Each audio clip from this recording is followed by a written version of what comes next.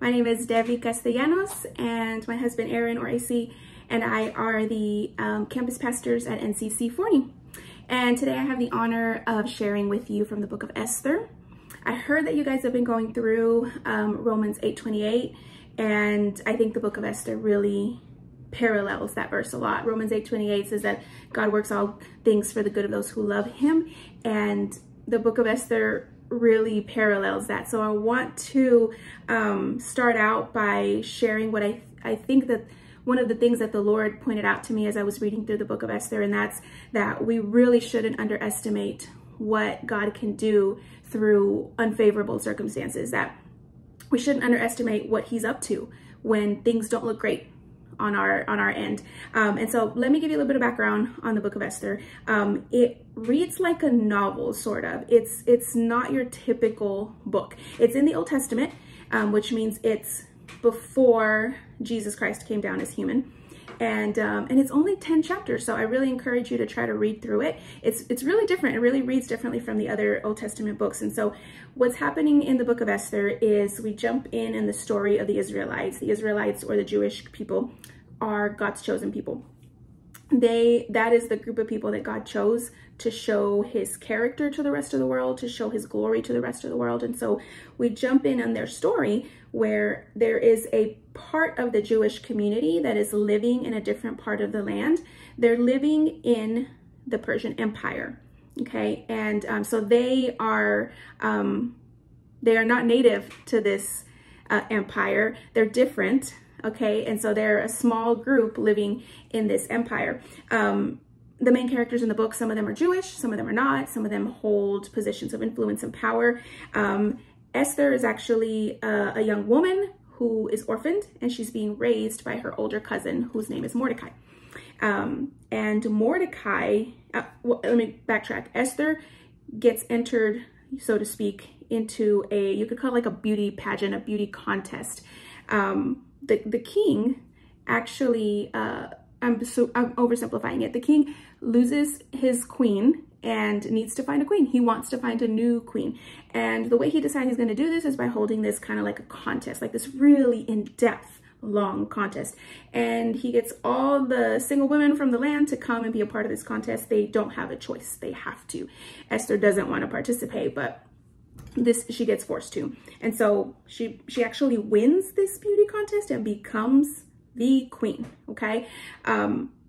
Her older cousin Mordecai, who raised her, he actually works for the government. He works for the king. And coincidentally, a while back, he actually saved the king's life. He overheard that there were like two eunuchs, I can't remember. There were two guys who were plotting against the king to kill him, and Mordecai happened to overhear it, tells the king, and saves his life. So it's important because he has clout now with the king, right? So it's important to know that. Another character is Haman. So Haman has a very high position. I think he's second in command in this kingdom. He is of Canaanite ancestry. And if you've read parts of the Old Testament, Canaanites have beef with the Jews, okay, over land, basically. Let's just oversimplify it that way. And Haman knows that story, and he is not fond of Jews. He is a very prideful, arrogant man. He wants people to bow down to him, and Mordecai won't bow down to him. He finds out Mordecai is Jewish and just throws a fit about it. So because of his influence, he creates a decree, which is like an order, where the order says that the Jews are going to be murdered. Basically, on this date, at this time, all Jews in the Persian Empire will be executed. And so you can imagine how frightening this was to Mordecai, to Esther, to all the people. Just like that, on this day, you will all die. It's crazy. So what happens is Mordecai comes up with the plan. He approaches Esther, and he's like, listen, you are the queen. We need you to do something. And he suggests, approach the king. Tell him that you're Jewish. Tell him that your people are the ones that are going to be murdered. And Esther at first is like, hold up, like, do you understand what you're asking? Like, this isn't like she's equal with the king. Like, she just doesn't hold that much power. And it requires a lot of courage for her to say yes to this plan, because in that time, you can't just approach the king unless you're being summoned. even if you're the queen, if you approach the king without being summoned, he can choose to have you executed for that. It was not that simple to just be like, hey, I want to go talk to my husband. It wasn't like that. And so Mordecai has this lines where he says, you know, but basically, Esther, if you choose not to do this, God's going to find another way. God's going to raise somebody else up to save us. Basically, do you want to be a part of this or not? And he tells her, what if you were made queen for such a time as this?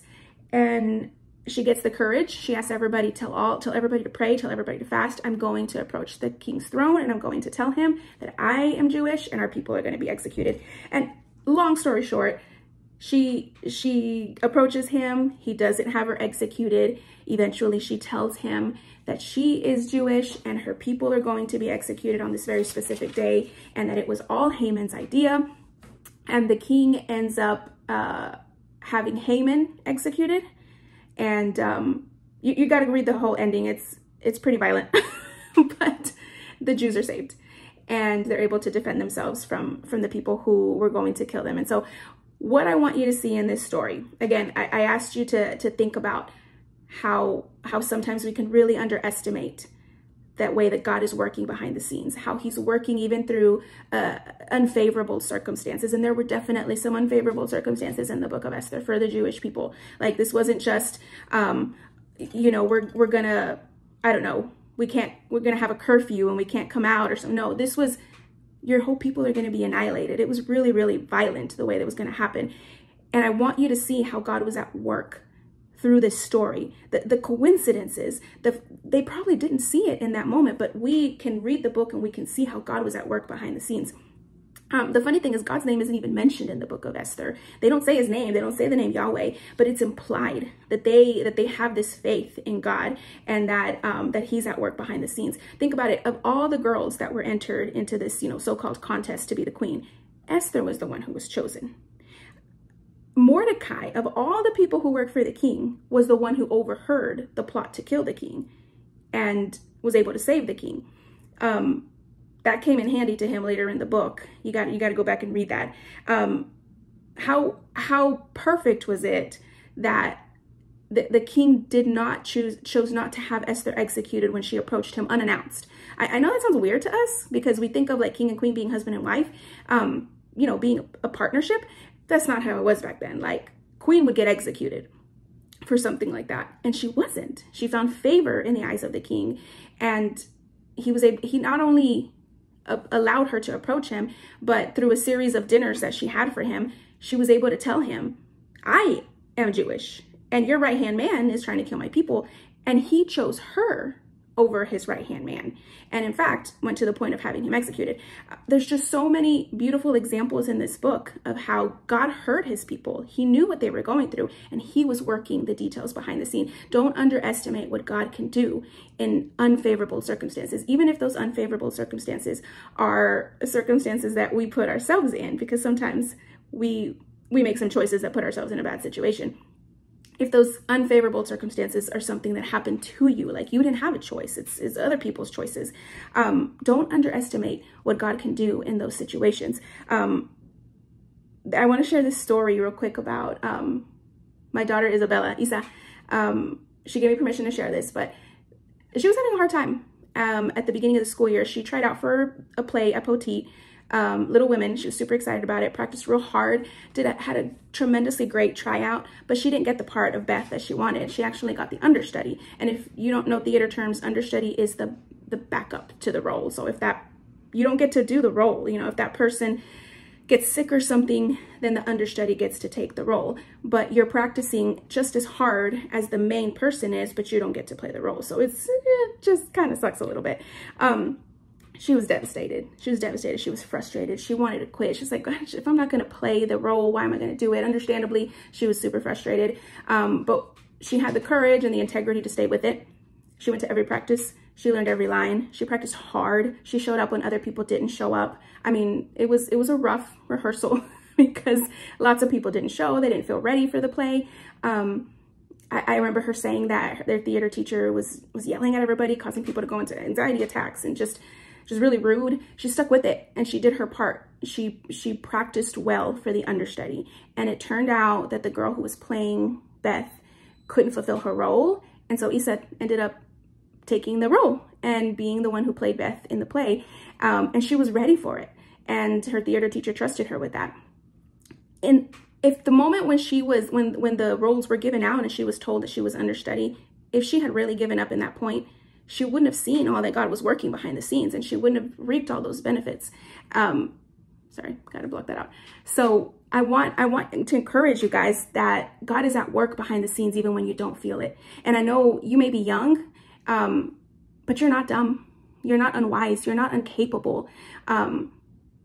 You can turn this thing around, whatever it is that you're going through, be it something tiny, something that maybe the adults in your life, we may be like, that's not a big deal, right? Get over it. But it feels like a big deal to you. It feels devastating to you. God can turn that around. God can be at work in the middle of that circumstance, even if it doesn't turn out to be exactly the way you want it to end, right? God can still work through that, just like he did in the book of Esther. I want you to ask yourself a question. When you're going through hard stuff, when you have those negative thoughts repeating in your head, when you're tempted to throw in the towel, to lose your integrity, ask yourself this: do I really believe that God is who he says he is? That's what it comes down to. Do I really believe that God is good, that he really does love me, that he's forgiven me, that he longs to be gracious to me and longs to show me compassion? Do I believe that about my God, that he longs to be good to me? And it's okay if you say no. It's okay to be honest with God. God is God enough to handle your true feelings and your true thoughts. He can handle that. But ask yourself that when you're going through something that's hard, when things are not working out your way. Do I believe God is who he says he is? And I pray that that leads you to see your situation differently, to believe that even when you don't see him at work, that he sees you, he hears you, he knows what you're feeling and what you're thinking, and he is not blind to that. He's not deaf to your prayers or to your cries. He sees the desires of your heart, and he truly does work all things for the good of those who love him, even if they're not exactly the results that we wanted to see. I encourage you, if you haven't read the book of Esther, to try to read that this week. Again, it's not a long book, but it's interesting. It's really an interesting story. And ask your leaders more questions when you read the book, because if you're like me, you're going to have a lot of questions, because it was a very, very different culture. Scandalous of a book, even, I would say. It's definitely different. So I encourage you to read that. I'll be praying for y'all this week as you work through the book of Esther, as you work through some questions. May the Lord reveal in your heart the truth that he is for you, that he is good, and that he's always working behind the scene to grow your heart and to bring you closer to him. Love you, NYC. See you soon.